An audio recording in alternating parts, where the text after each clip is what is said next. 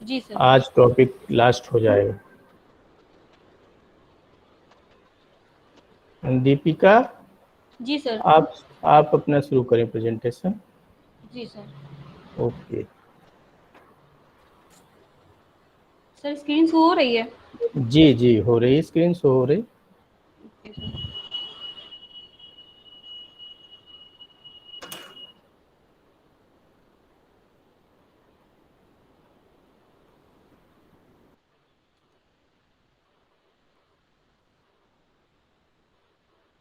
ये क्या हो गया? Good morning, sir, and good morning, all my dear friends. Today, I am going to present my some views on philosophical perspective of education, paper one, via PowerPoint presentation under the guidance of our Dr. R.P. Saini sir and Dr. S.C. Patel sir. And my topic is meaning, scope and nature of philosophy and its relationship with education. मतलब शिक्षा का अर्थ, उसका अध्ययन क्षेत्र, दर्शन की प्रकृति, दर्शन की प्रकृति, दर्शन का अध्ययन क्षेत्र और दर्शन के अर्थ और उसका शिक्षा के क्या साथ क्या संबंध है, इस बारे में हम लोग आज कुछ अपने विचार मैं आपके सामने प्रस्तुत करूंगी, जिसकी विषय वस्तु है दर्शन का अर्थ, दर्शन का भारतीय संप्रत्यय, दर्शन का पाश्चात्य संप्रत्यय, दर्शन का वास्तविक संप्रत्यय और दर्शन की प्रकृति एवं विशेषताएं, दर्शन का अध्ययन क्षेत्र, दर्शन का अर्थ एवं संप्रत्यय, दर्शन एवं शिक्षा में संबंध, दर्शन का शिक्षा पर प्रभाव और शिक्षा का दर्शन पर प्रभाव। तो सबसे पहले हम लोग, सर वॉइस आ रही है? हेलो क्लियर है हेलो। वॉइस आप? अच्छा ठीक है सर। तो वॉइस क्लियर दर्शन, है? Okay sir. दर्शन का अर्थ होता है दर्शन। दर्शन मतलब जैसे कि हम लोग अगर इसका शाब्दिक अर्थ में देखें तो ये बना हुआ है संस्कृत की 10 धातु, जैसे हमारे सहपाठी बता चुके हैं, 10 धातु से बना हुआ है संस्कृत की, जिसका अर्थ होता है देखना। अब देखते, अब इस जगत में जो है हमारे पशु पक्षी और मनुष्य हैं, सभी देखते हैं, ठीक है। तो देखते किससे हैं? आंखों से। लेकिन अगर हम सिर्फ आंखों से देखने की बात करते तो हम यहाँ पर दर्शन का चर्चा न करते। मतलब दर्शन का अर्थ होता है हम अपने आंखों से ना देख के अपने मन से, अपने विचारों से, अपने चिंतन से देखें। तो दर्शन मतलब क्या होता है? हमारा चिंतन।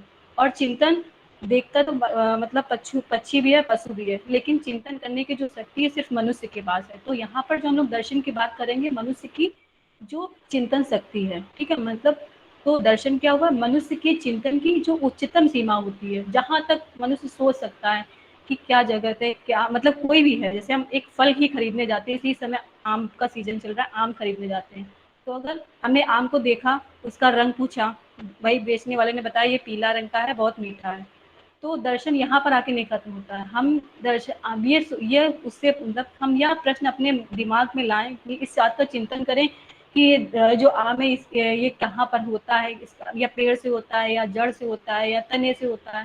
मतलब बहुत सारे एक्सपेक्ट होते हैं किसी भी फल के होने के। तो इस प्रकार के विचार जो हमारे मन में आते हैं वो दर्शन होता है। मतलब दर्शन का जहाँ तक हम सोच सकते हैं, जहाँ तक कोई मनुष्य सोच सकता है, वहां तक होता है दर्शन। इसी प्रकार ऐसे ही दर्शन ने अनेक दर्शन को जन्म दिया। जैसे हमारे भारतीय दर्शन में आता है वेदांत दर्शन, सांख्य दर्शन, चरवाक दर्शन, धर्म और बौद्ध दर्शन, जैन दर्शन, इस्लाम दर्शन। इस तरह से हमारे बहुत सारे दर्शन हैं, ठीक। अब दर्शन का, अब ये तो हमने देख लिया हिंदी में इसका मीनिंग, देखने से शुरुआत होता है और कहाँ पर जाके खत्म होता है। खत्म हो तो ये होता है मनुष्य की उच्चतम सीमा तक। अब दर्शन जो है, इसी अंग्रेजी शब्द इसका होता है फिलॉसफी, जो कि एक यूनानी शब्द है और जिसमें दो शब्दों से मिलकर बना है। एक फिलॉसफी, दूसरा होता है सोफिया। फिलॉस मतलब होता है अर्थ, लव, और सोफिया मतलब होता है विजडम। लव का मतलब प्रेम और विजडम का मतलब ज्ञान। मतलब ज्ञान से प्रेम करें, मतलब ज्ञान के जो हमारा प्रेम है ज्ञान के प्रति, वही हमारा फिलॉसफी होता है। तो ये हमारा हो गया दर्शन का अर्थ क्या है। अब हम नेक्स्ट बात करते हैं दर्शन का भारतीय संप्रत्यय। तो दर्शन का भारतीय संप्रत्यय जब हम बात करते हैं तो क्योंकि भारतीय संप्रत्यय में लोग क्यों पढ़े कि दर्शन हर व्यक्ति का होता है, हर मनुष्य का होता है। इसी प्रकार दर्शन के लिए दो बहुत बड़े क्षेत्र, पहले तो भारतीय दर्शन ही था, जिसका अर्थ था मतलब कि मोक्ष की प्राप्ति करना, अनुभूति करना। लेकिन उसके बाद में यूनानियों ने इसको शुरू किया और एक पाश्चात्य दर्शन नया आया। इसलिए हम लोग पढ़ते हैं भारतीय दर्शन का भारतीय संप्रत्यय और दर्शन का पाश्चात्य संप्रत्यय। तो दर्शन का भारतीय संप्रत्यय ये था कि हमें मोक्ष की प्राप्ति करवाना। दर्शन का भारतीय दर्शन से अभिप्राय होता है मोक्ष की प्राप्ति। ठीक है, मतलब हमें मोक्ष की प्राप्ति कैसे हो, जितने भी दर्शन बने, या वेदांत दर्शन हो या जैन दर्शन, सारे दर्शन इसी पर करते हैं कि मोक्ष की प्राप्ति कैसे करें। ठीक है, और उसके बाद में भारतीय दर्शन जो जोर देता है वो 3 प्रकार से भारतीय दर्शन करता है। मतलब कि कोई भी भारतीय दर्शन में कोई चिंतन करता है मनुष्य, तो वो हमारे भावात्मक पक्ष को देखता है, ज्ञानात्मक पक्ष को और कर्मयोग। भारतीय दर्शन तीन क्षेत्र पे, मतलब अगर हमको भारतीय दर्शन की बात करते हैं कोई भी भारतीय दार्शनिक की, वो उसकी जो चिंतन होता है वो ऐसा चिंतन होता है कि हमारा भावात्मक विकास हो, हमारा ज्ञानात्मक विकास हो और हमारा कर्मयोग में भी विकास हो। ये हमारा भारतीय संप्रदाय है। अब उपनिषद काल से ही चला आया है, हम लोग पढ़ते हैं उपनिषद काल में हमारे सबसे पहले दिया गया था दृश्यते अनेन इति दर्शनम, मतलब जिसे देखा जाए या जिससे सत्य के दर्शन हो कि क्या वास्तव में सत्य क्या है, वह होता है भारतीय दर्शन। अब भारतीय दर्शन के अकॉर्डिंग कुछ भारतीय दार्शनिक हुए, उन्होंने जो दर्शन की परिभाषा दी है कि जैसे डॉक्टर सर्वपल्ली राधाकृष्णन ने बोला है कि दर्शन क्या होता है, वो सत्य के स्वरूप तर्क सहित जब विवेचना करते हैं तो वो दर्शन होता है कि क्या सत्य है इस जीव जगत में, जो ब्रह्मांड है इसमें सत्य क्या है, उसकी जो तार्किक विवेचना होती है वह दर्शन होता है। ये सर्वपल्ली राधाकृष्णन जी का था, मतलब दर्शन था। और जो हमारे दार्शनिक अरविंदो घोष थे, जिनके बारे में जब उन्होंने बताया कि जब हम सभी विभिन्नताएं अपनी विभिन्नता खोकर एक हो जाएं तो वह दर्शन होता है। मतलब दर्शन क्या होता है, जिसमें हम अपने आप को भूल जाएं और इस जीव जगत में जितने लोग हैं उन सबको एक मान लें, तो वह दर्शन होता है कि कोई भिन्नता नहीं है एक दूसरे में, वह दर्शन है। रविन्द्रनाथ टैगोर ने कहा कि सत्यम शिवम अद्वैतम का जो समन्वय है, ठीक है, मतलब ज्ञाता ज्ञेय में कोई अंतर न रह जाए, वो अद्वैतम समन्वय वह दर्शन होता है। तो ये हो गया हमारा दर्शन का भारतीय संप्रदाय। तो अब हम बात करते हैं दर्शन का पाश्चात्य संप्रदाय। दर्शन का पाश्चात्य संप्रदाय, जहाँ पर भारतीय दर्शन अनुभूति पर बल देता है, वहाँ पर जो हमारा पाश्चात्य दर्शन है वो अनुराग पर बल देता है। मतलब ज्ञान से अनुराग करो, ज्ञान से प्रेम करो, ज्ञान की ही खोज करो, सिर्फ खोजो और ज्ञान के लिए मतलब हमेशा भागते रहो, सोचते रहो, हमेशा जितना चिंतन करोगे ज्ञान के बारे में उतना ही आप आगे बढ़ोगे।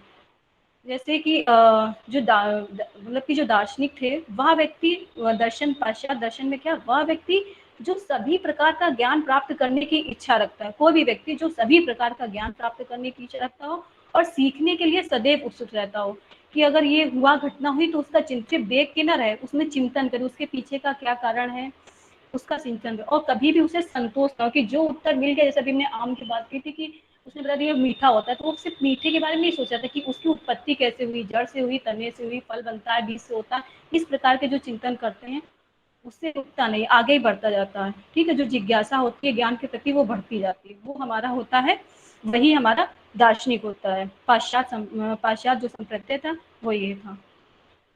तो प्लेटो ने कहा कि पदार्थों के सनातन स्वरूप का ज्ञान प्राप्त करना ही, तो इसी में हमने बताया भी आपको कि दर्शन का जो पाश्चात्य संप्रदाय है वो लिया गया है ज्ञान की खोज से, ज्ञान से प्रेम करना, ज्ञान। तो प्लेटो ने क्या कहा है कि पदार्थों के सनातन स्वरूप का जो ज्ञान प्राप्त करें वह दर्शन है। ठीक है, और अरस्तु ने बोला कि दर्शन एक ऐसा विज्ञान है जो परम तत्व के यथार्थ स्वरूप की जांच करता है। वो एक विज्ञान, उन्होंने क्या किया, दर्शन को एक विज्ञान बता दिया कि जो हमारा परम तत्व, जो हमारी आत्मा है, परमात्मा है, इसके बारे में यथार्थ और स्वरूप की जांच करता है। कांट के अनुसार क्या था, दर्शन बोध क्रिया का विज्ञान है और उसकी आलोचना है। मतलब जो हम बोध करते हैं, जो भावात्मक हमारे भाव होते हैं, उसका विज्ञान है और उसकी आलोचना है। फिश्टे ने कहा दर्शन ज्ञान का विज्ञान है। ठीक है, मतलब जो विज्ञान पढ़ते हैं उसका ज्ञान का विज्ञान है। और कांटे ने बोला दर्शन कांटे ने कहा कि सिर्फ ज्ञान का विज्ञान नहीं, ये विज्ञानों का विज्ञान है। और हर्बर्ट स्पेंसर ने फिर दिया कि ये दर्शन जो है विज्ञानों का समन्वय है या विश्व व्यापक विज्ञान है। ठीक है, तो ये हमारे थे कुछ भारतीय संप्रदाय। तो अभी तक हमने सीखा दर्शन का अर्थ, भारतीय संप्रदाय, पाश्चात्य संप्रदाय। ठीक है, तो इस जो भिन्नता थी भारतीय संप्रदाय और पाश्चात्य संप्रदाय में, कि जहाँ भारतीय संप्रदाय भौतिक और आध्यात्मिक जगत दोनों की बात करता है, वह आत्मा की अनुभूति की बात करता है, हमें मोक्ष की प्राप्ति कैसे हो वो बात करता है। और जो पाश्चात्य संप्रदाय है वो सिर्फ भौतिक जगत में ज्ञान की खोज के बारे में बात करता है कि ज्ञान से प्रेम करो। तो इन सबके आपस के निष्कर्ष के बाद ये निकल के आया कि दर्शन का वास्तविक संप्रत्यय क्या है। तो दर्शन का वास्तविक संप्रत्यय ये है कि दर्शन ज्ञान की वह शाखा है जिसमें हम लोग ब्रह्मांड के अंतिम सत्य की बात करते हैं, मानव का जो वास्तविक स्वरूप है, और ये जो सृष्टि है और इस सृष्टा मतलब सृष्टि को जो बनाने वाला है, हमारी आत्मा, परमात्मा, ज्ञान और अज्ञान, जीव जगत और ज्ञान प्राप्त करने की विधियां, मानव जीवन के अंतिम उद्देश्य और उसको प्राप्त करने की जो साधन है, उनकी जब हम तर्क सहित विवेचना करते हैं, उसके बाद जो निष्कर्ष आता है वही हमारा दर्शन शास्त्र होता है। ये है हमारा दर्शन का वास्तविक संप्रत्यय। अब हम बात करते हैं दर्शन की प्रकृति एवं विशेषताएं। दर्शन की क्या प्रकृति है, क्या नेचर। जैसा कि हम जानते हैं हर मनुष्य का नेचर अलग होता है। नेचर अलग होता है तो उसका मतलब जो मनुष्य है उसी का तो चिंतन की सीमा होती है दर्शन। तो पहला हमारा आता है कि दर्शन अनुभव, परिकल्पना एवं तर्क आधारित है। दर्शन जो है हमारे अनुभव पर आधारित होता है, हमारी परिकल्पना और हमारे तर्क पर आधारित होता है। यह प्रयोग सिद्ध विज्ञान नहीं। मतलब क्या, जैसे कि अब एक घर में हम लोग बात करते हैं कि 3 पीढ़ियां होती हैं। तो एक दादा होगा, एक हमारी मतलब जो माँ बाप होते हैं, एक बच्चा होता है। तो हम अपने माँ बाप से कुछ सीखते हैं, मतलब दादा परदादा अपने बच्चों को जो सिखाते हैं उनका दर्शन होता है। उनके दर्शन से हम लोग उनके अनुभव लेते हैं और अपनी कुछ कल्पनाएं और तर्क पर उसकी तर्क की कसौटी पर कसते हैं। उसके बाद जो अच्छे विचार होते हैं वो हम अपने बच्चों को पढ़ाते हैं। मतलब हमारा दर्शन अलग अलग पीढ़ी पे अलग अलग जाता है। लेकिन प्रयोग सिद्ध विज्ञान क्या होता है कि अगर हम न्यूटन का नियम पढ़ते हैं तो वो चाहे हमारे दादा परदादा पढ़े, हम पढ़े या हमारे बच्चे पढ़े, वो वही पढ़ेंगे। तो ये जो दर्शन है ये बदलता रहता है। मतलब ये प्रयोग सिद्ध विज्ञान नहीं है, ये अनुभव पर आधारित है, परिकल्पना और तर्क पर आधारित है। दूसरा हम करते हैं दर्शन व्यक्तिनिष्ठ शास्त्र है। मतलब वस्तुनिष्ठ का मतलब होता है एक प्रश्न का सिर्फ एक उत्तर हो। लेकिन दर्शन ऐसा नहीं है। दर्शन कैसा है, एक मनुष्य का, एक घर में ही 4 मनुष्य, तो चारों का दर्शन एक ही विषय पर अलग अलग होता है। मतलब दर्शन की प्रकृति कैसी है, व्यक्तिनिष्ठ शास्त्र है, व्यक्ति पर निर्भर करता है, ना कि वस्तुनिष्ठ है। तीसरा दर्शन एक निर्देशात्मक शास्त्र है। ठीक है, ये निर्देश देता है, मतलब निर्देश देता है, डायरेक्शन देता है। ठीक है, कि अगर हमें मान लिया कि हमें यूपीएससी क्रैक करना है, तो यूपीएससी क्रैक करने के लिए हमारा दर्शन अलग होगा। तो ये एक निर्देश देता है। ठीक है, और ये निश्चयात्मक शास्त्र नहीं कि एक निश्चित नहीं, हमारे दर्शन बदलते रहते हैं, हमारा उद्देश्य बदलता रहता है तो हमारे दर्शन बदलते हैं। चौथा है दर्शन एक उदार अनुशासन है। कठोर और दूषण उदार बहुत होता है। जैसे जैसे हमने अपने सिद्धांत बनाए तो उसके अनुसार ये बदलता रहता है। तो ये हो गया उदार अनुशासन है, कठोर अनुशासन नहीं है। दर्शन में हम लोग क्या करते हैं, इस ब्रह्मांड की अंतिम सत्य की तर्क सहित विवेचना करते हैं। ठीक है, ये हम आगे पढ़ेंगे तर्क मीमांसा में। और नेक्स्ट हमारा आता है दर्शन में ज्ञान के स्वरूप, ज्ञान की प्रकृति और ज्ञान के प्राप्त करने के जो साधन है, उनके तर्क की जो विधियां हैं, उनके विधियों का तार्किक विवेचना करते हैं। ये हमारे दर्शन की प्रकृति है। और नेक्स्ट क्या है, दर्शन में हम लोग क्या देखते हैं, हमारे मूल निर्धारित होते हैं। मनुष्य के जो करने योग्य कर्म है और जो ना करने योग्य कर्म की, उनकी तर्क सहित व्याख्या होती है। ऐसे ही कुछ नहीं कह देते। तो दर्शन की प्रकृति हमारी ये थी। नेक्स्ट हमारा आता है दर्शन का अध्ययन क्षेत्र क्या होता है। अब क्योंकि हमने देखा कि दर्शन का जो मतलब संप्रत्यय था वो भारतीय दर्शन का अलग था और हमारा पाश्चात्य दर्शन का अलग था। तो इस हिसाब से भारतीय चिंतक के अध्ययन क्षेत्र होता क्या है, जहां तक हम उस क्षेत्र का अध्ययन कर सके वो ही उसका अध्ययन क्षेत्र बनता है। तो भारतीय चिंतकों के हिसाब से जो दर्शन का अध्ययन क्षेत्र होना चाहिए वो तत्व मीमांसा, ज्ञान मीमांसा और आचार मीमांसा, 3 विषय पर था।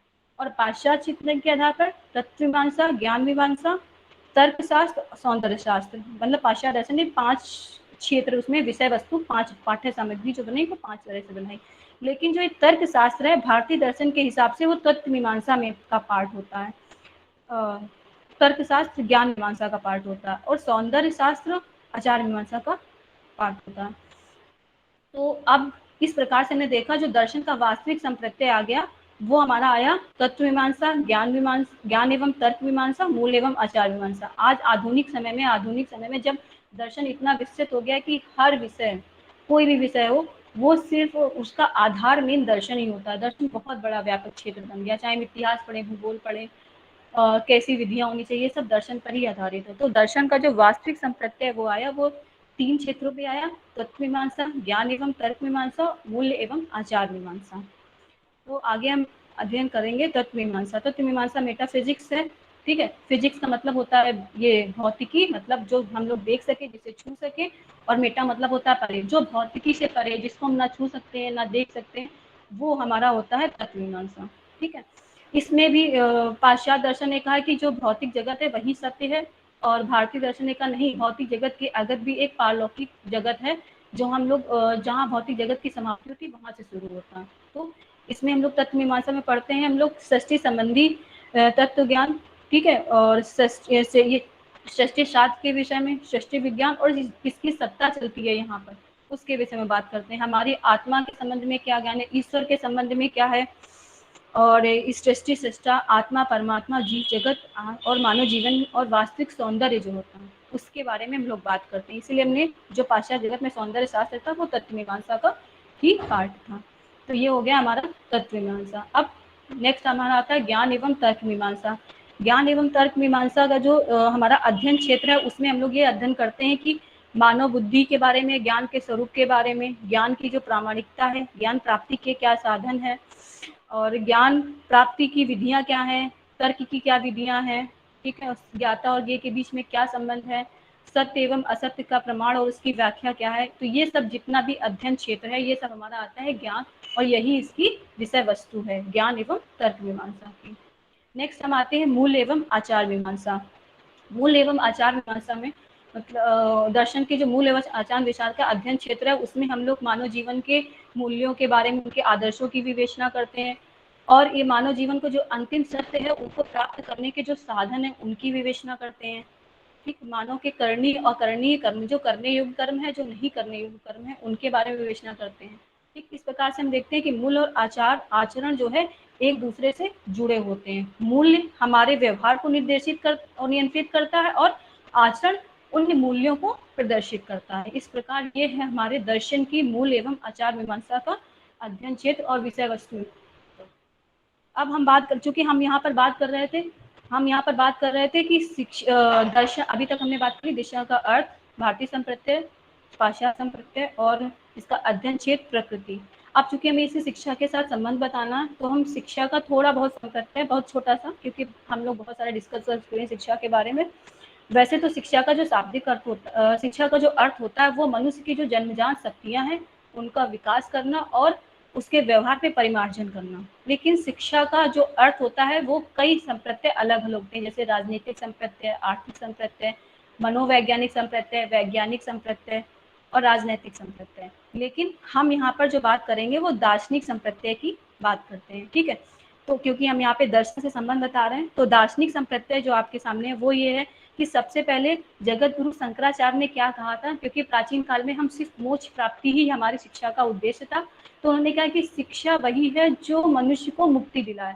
मोक्ष की प्राप्ति होगी, दोबारा उसको इस जगत में नहीं आना पड़ेगा, तो वही शिक्षा है जिससे हमें मोक्ष की प्राप्ति हो, मुक्ति हमें प्राप्त हो।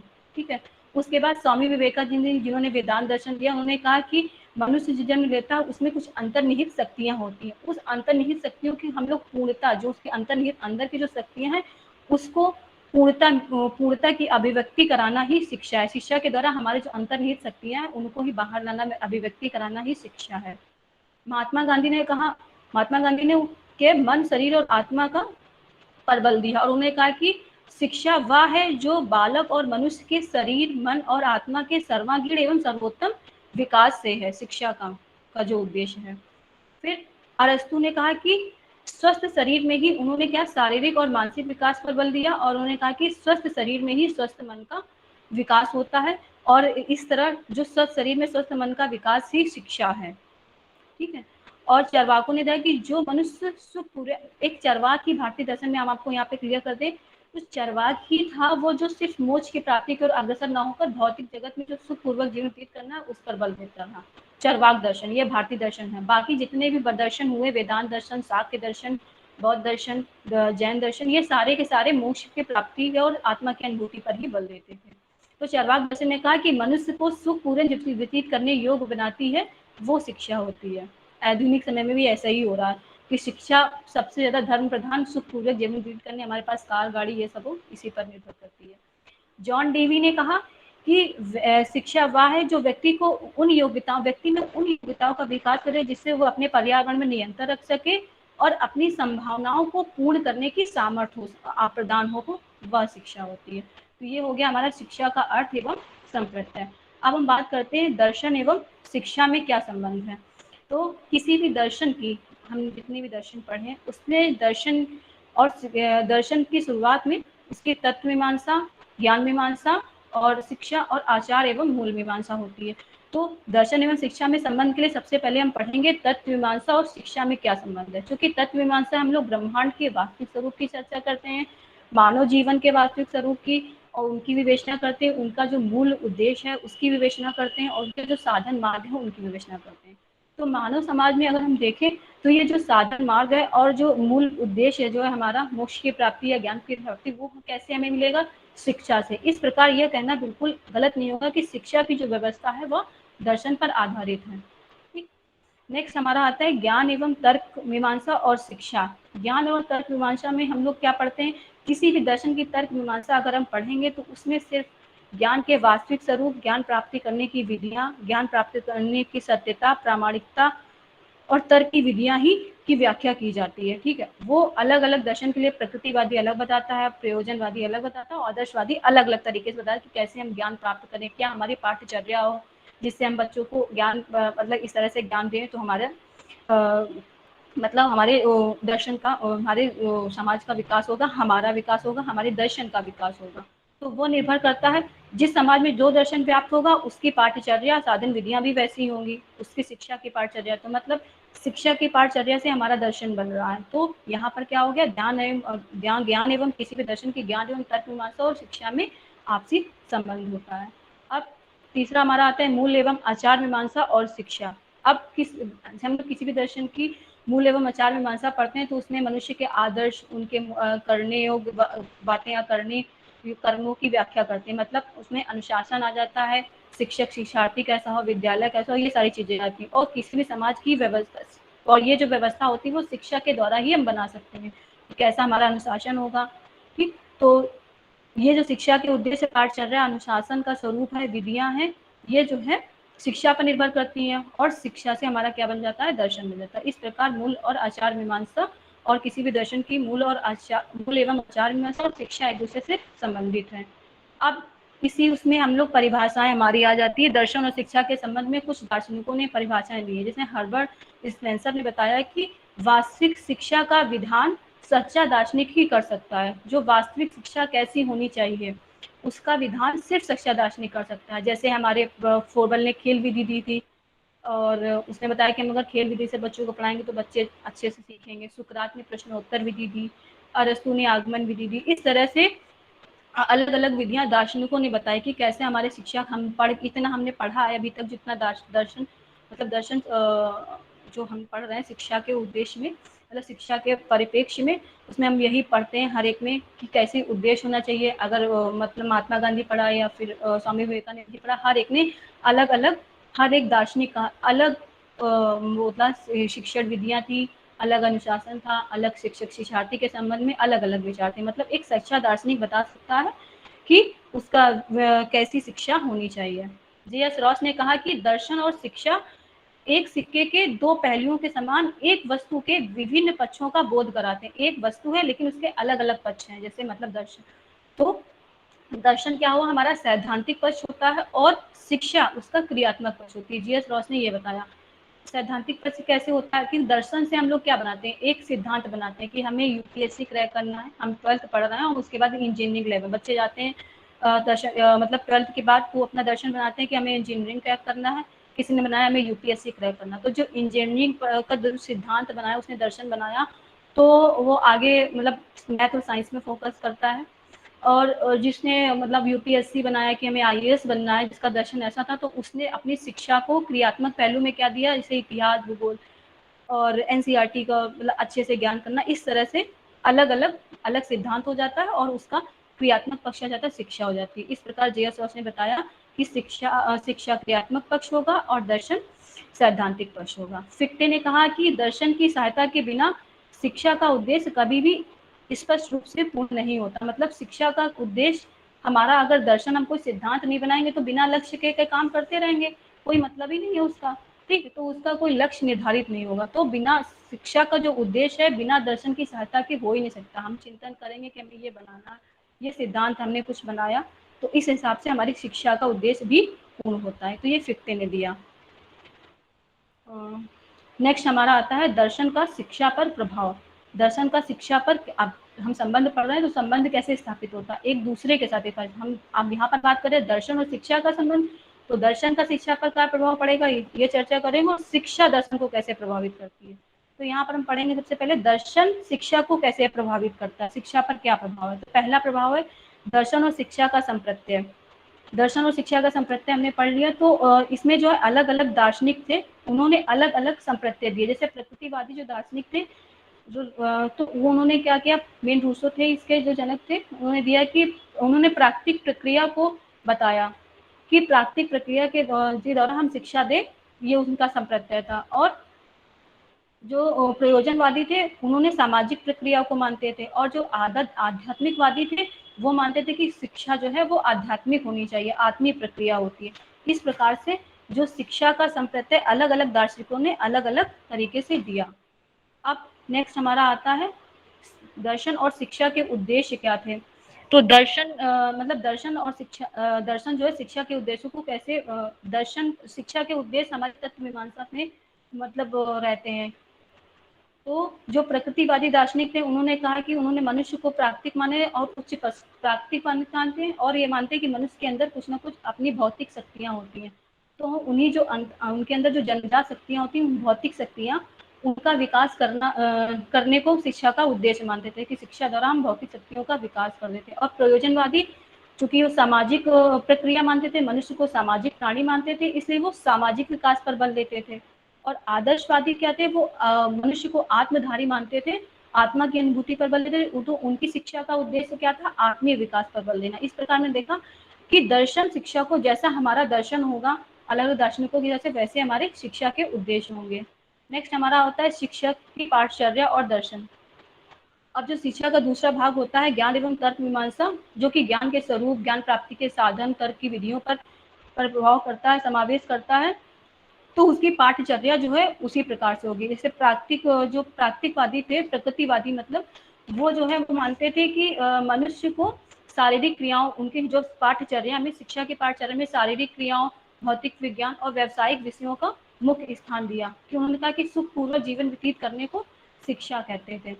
और सामाजिक जो प्राणी थे वो सामाजिक विषयों और क्रियाओं को मुख्य स्थान मानते थे। ठीक है, कहते थे कि जो प्रयोजनवादी थे वो सामाजिक क्रियाओं और सामाजिक, उनकी शिक्षा के जो पाठचर्या है उसमें सामाजिक विषय और सामाजिक क्रियाओं को मुख्य स्थान दिया। और आदर्शवादी जो थे उन्होंने साहित्य, धर्म और दर्शन को मुख्य स्थान, कि हमारी शिक्षा की जो पाठचर्या अगर साहित्य, धर्म और दर्शन की होगी तो हमारा शिक्षा का विकास, दर्शन मतलब शिक्षा का विकास, मनुष्य का विकास अच्छा होगा। इस प्रकार से हमने देखा अलग अलग जो दार्शनिक थे उन्होंने अलग अलग शिक्षा की पाठचर्या निर्धारित की। अब दर्शन और शिक्षण की विधियां, तो दर्शन और शिक्षण की विधियों में भी यही था, जो विधियां, शिक्षण विधियां होती हैं वो हमारी ज्ञान और तर्क मीमांसा पर आधारित है। किसी भी दर्शन की ज्ञान एवं तर्क मीमांसा पर आधारित होती है। ठीक है, उसी प्रकार से हमारा जैसा हमारा दर्शन होगा वैसे ही हमारे शिक्षण विधियां होंगी। जैसे फ्रोबल ने खेल विधि दी, अरस्तु ने बता चुके, अभी सुकरात ने अलग अलग विधियां दी। तो जो प्रकृतिवादी दार्शनिक थे वो मनुष्य को मनोशारीरिक प्राणी मानते थे, और वो कहते थे कि बच्चा स्वयं सीखेगा इंद्रियों के द्वारा, उसकी जैसे इंद्रियों के द्वारा सीखने पर बल देते थे। और प्रयोजनवादी थे, वो कहते थे कि सामाजिक प्राणी मानते थे। वो उन्होंने बताया कि हमें ऐसी शिक्षण विधियां अपनानी चाहिए जिससे वो सामाजिक क्रियाओं के द्वारा सीखेगा, क्रियाओं पर ऐसी शिक्षण विधियां अपनाएं कि सामाजिक क्रियाओं द्वारा सीखे।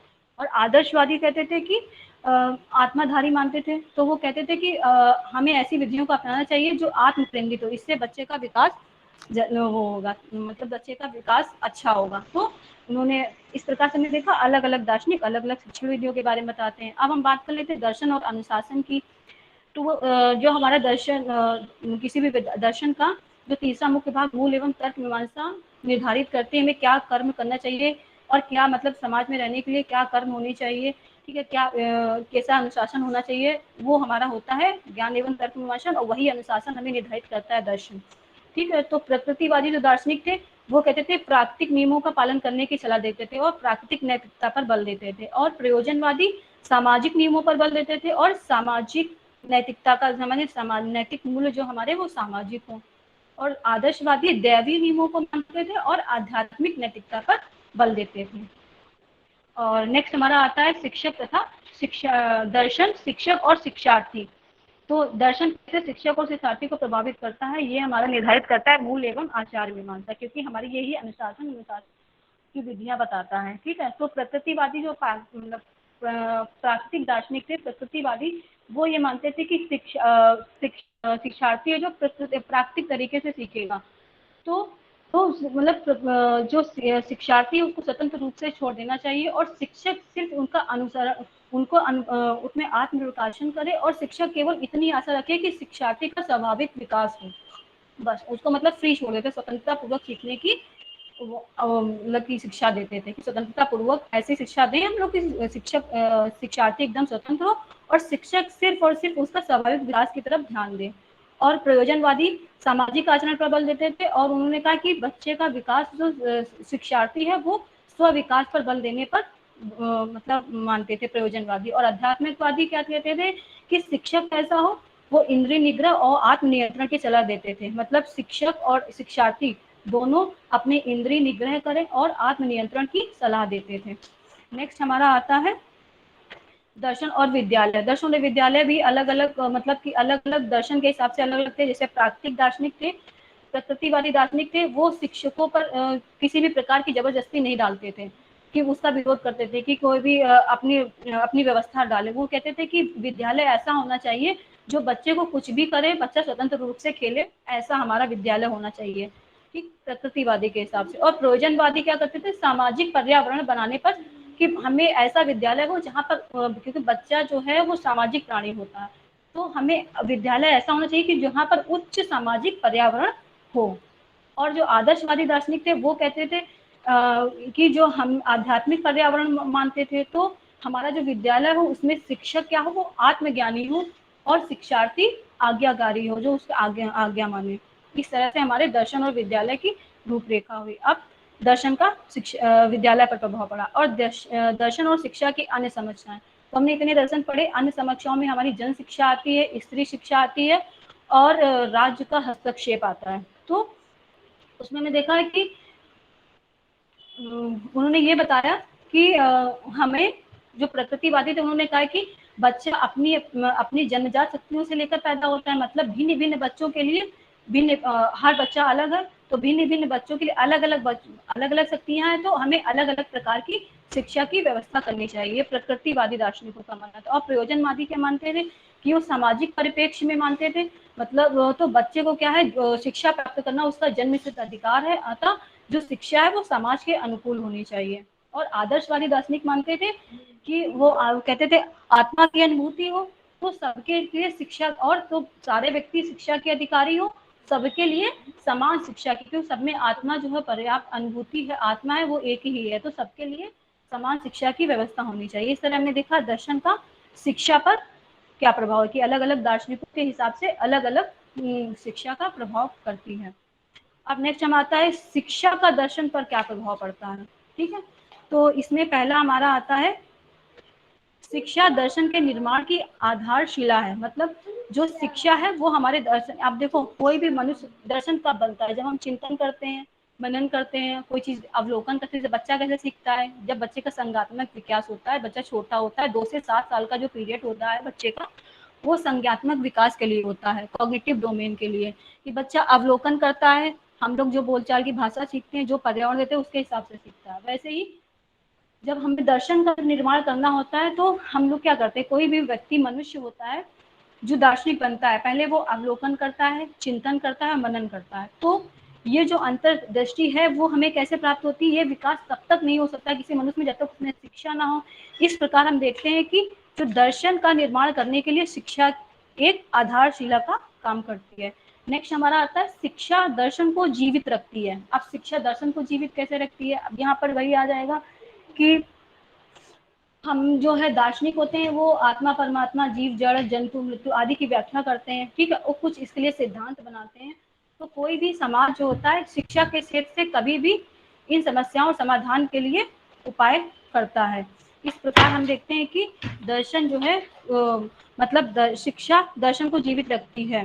जैसे हमने वही बात की थी 3 पीढ़ियों वाली, तो हम अपने दादा से कुछ सीखते हैं, ठीक है, उनका एक दर्शन होता है, फिर वो दर्शन में जो अच्छे हम तर्क की शक्तियों पर तकते हैं, जो अच्छे विचार होते हैं वो हम अपने बच्चों को सिखाते हैं। इस प्रकार से मैं देखा शिक्षा जो है दर्शन को जीवित रखती है। नेक्स्ट हमारा आता है कि शिक्षा दार्शनिक सिद्धांतों को मूर्त रूप हाँ, शिक्षा दार्शनिक विद्यालयों को मूर्त रूप देती है, मूर्त रूप देती है। तो इसमें क्या आता है कि शिक्षा कैसे दार्शनिक विद्यालयों को मूर्त रूप देती है? क्यों? क्योंकि हम लोग सिर्फ जो दर्शन पक्ष होता है वो अमूर्त होता है, शिक्षा के द्वारा वो मूर्त पक्ष में जाता है, ठीक है। क्योंकि दर्शन क्या होता है, इस ब्रह्मांड में और मानव जीवन की व्याख्या करता है, उनके उद्देश्य निश्चित करता है। तो शिक्षा ही वह प्रक्रिया है जो हम इन उद्देश्यों की दर्शन द्वारा निश्चित उद्देश्य को प्राप्त कर सकते हैं, ठीक है। जैसे हमने यूपीएससी क्रैक करने का एक उद्देश्य दर्शन बनाया, तो वो शिक्षा के द्वारा ही प्राप्त होता है। इस प्रकार से शिक्षा जो है दार्शनिक विद्यालय को मूर्त रूप देती है, क्योंकि दर्शन अमूर्त होता है और शिक्षा मूर्त रूप होती है। और नेक्स्ट हमारा आता है शिक्षा दर्शन को नई समस्याओं से परिचित कराती है। जैसे ही हम क्या करते हैं कि अपना एक जैसे कोई दर्शन बनाते हैं तो उसमें कई समस्याएं आती हैं। जैसे हमने कुछ सोचा कि हमें ये करना है, क्योंकि मनुष्य एक प्रगतिशील प्राणी हो और निरंतर विकास, जब वो आगे बढ़ता है तो उसमें नई नई समस्याएं डेली ही आती हैं। तो इन समस्याओं को शिक्षा में जो इन समस्याओं से परिचित कराती है, और दार्शनिक ही होता है जो इन समस्याओं को अच्छे से मतलब कि हैंडल कर सकता है, मतलब अब दर्शन का विकास कर सकता है। अब नेक्स्ट हमारा आता है शिक्षा दर्शन को गतिशील बनाती है। गतिशील कैसे बनाती है? देखो, जैसे हम क्या करते हैं, शिक्षा हमें निरीक्षण और चिंतन का विकास करती है, जीवन में नई नई समस्याओं के लिए प्रेरित करती है। जैसे नई नई समस्याओं से सीखते हैं और अपने ज्ञान एवं तर्क की शक्ति लगाते हैं तो हमारा दर्शन बढ़ता है। इस प्रकार से शिक्षा क्या करती है, दर्शन को गतिशील बनाती है। इस प्रकार हमने देखा कि दर्शन का शिक्षा पर क्या प्रभाव है, शिक्षा का दर्शन के प्रभाव क्या प्रभाव है। तो एक नया इसमें विकास हो गया, नई शिक्षा दर्शन। तो शिक्षा दर्शन क्या होता है? शिक्षा दर्शन वही होता है जो शिक्षा की समस्याओं को अध्ययन करने में जो दर्शन का प्रयोग करते हैं वो शिक्षा दर्शन होता है। Okay, thank you class. Okay Deepika, जी सर। और सर मेरा रेफरेंसेस, सर आपने मेरा अपने रेफरेंसेस। टॉपिक पर, एक सेकेंड, जी सर। आपने अपने टॉपिक पर बहुत विस्तार से चर्चा की है ना? अच्छा सर प्रयास जो था पढ़ा आपने आपने टॉपिक में, पढ़ाया, जो बुक से पढ़ा, काफी बस वही चीजें सब बुक से आपने, ही। नहीं अच्छा था, बहुत अच्छी कोशिश थी आपने, काफी जो है पूरे स्कूल्स भी समझा दिए, प्रकृतिवाद, आदर्शवाद, प्रयोजनवाद, है ना, जी सारी सर। चीजों को आपने डिस्कस कर लिया। एक ब्रीफ दर्शन पे जो है आपने, दर्शन का शिक्षा पर क्या प्रभाव है, शिक्षा का दर्शन पर क्या प्रभाव है, दोनों पहलुओं पर आपने विस्तार से चर्चा की है। जी सर। बहुत बढ़िया। रेफरेंसेस दिखाना चाहती हैं सर क्या? सर रेफरेंसेस में मैंने रमन ग्यालियान की बुक पढ़ी थी, यूट्यूब से चैनल्स पढ़ा, मतलब पढ़ा था। शिक्षा क्या जो आपने पढ़ाया, बस वही ज्ञान था। चलिए ठीक है, कोई बात नहीं, है ना। जी सर। चलिए, आपने अच्छी कोशिश की सर, है। हाँ सर, मेरा एक किसी का प्रश्न कोई, था। पहले हाँ, आप मेरा एक प्रश्न प्रश्न, बता दीजिए। हाँ प्रश्न के सर, लिए मेरा, आज टाइम नहीं है, आज आप नोट कर लीजिए, कल आप हमसे प्रश्न कर सर बहुत लीजिएगा। छोटा सा है। सर बहुत छोटा हाँ सा है। सर ये है बताइए। कि अभी कल कल मैंने एक वीडियो देखा था दर्शन का, उसमें ये था कि एक ईस्टर्न फिलोसफी भी होती है। हाँ वो भी? अच्छा, चलो इसके बारे में सर फिर बाद में बताइएगा ईस्टर्न फिलोसफी क्या होती है। ठीक, ठीक, जी सर। ठीक, ठीक, ठीक है। किसी का प्रश्न है? दीपिका त्रिपाठी का जो प्रेजेंटेशन था उससे रिलेटेड, बहुत कम समय में बहुत सारी बातें इन्होंने की। अगर किसी के मन में कोई प्रश्न है तो बताइए जल्दी। किसी को कुछ पूछना है?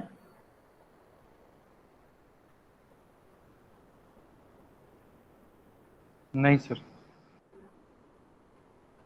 हाँ अल्ताफ। नहीं सर, कुछ नहीं पूछना है, समझ में आ गया जो नहीं समझ आया। चलिए चलिए, तो क्लास को फिर समाप्त करते हैं यहीं है। अगली क्लास का समय हो गया आपका, जी तो सर। आप लोग जाइए।